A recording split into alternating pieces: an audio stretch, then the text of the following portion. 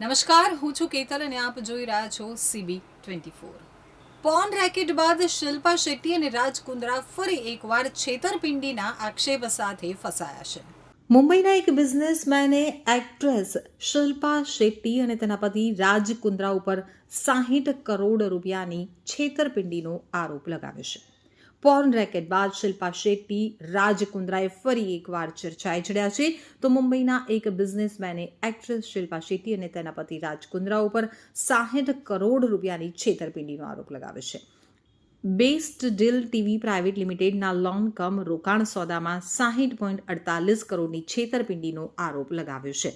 હાલ celebs couple વિરુદ્ધ મુંબઈ પોલીસની આર્થિક ગુના શાખા દ્વારા ગુનો દાખલ કરવામાં આવ્યો છે.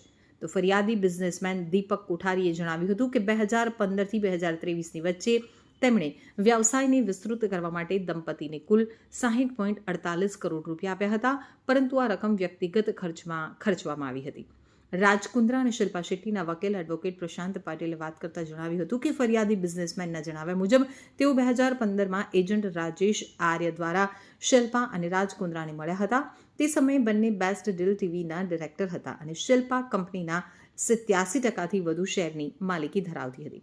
એક બેઠકમાં નિર્ણય લેવામાં આવ્યો કે દીપક શિલ્પા અને રાજ કુંદ્રાની કંપનીને લોન આપશે. કંપની માટે 75 કરોડની લોન માંગવામાં આવી હતી, જેના ઉપર 12% વાર્ષિક વ્યાજ નક્કી કરવામાં આવ્યું હતું. તમારા ક્લાયન્ટને કેટલાક ઇલેક્ટ્રોનિક અને પ્રિન્ટ મીડિયા દ્વારા જાણવા મળ્યું કે તેમના વિરુદ્ધ આર્થિક ગુના શાખા મુંબઈમાં કેસ નોંધવામાં આવ્યો છે.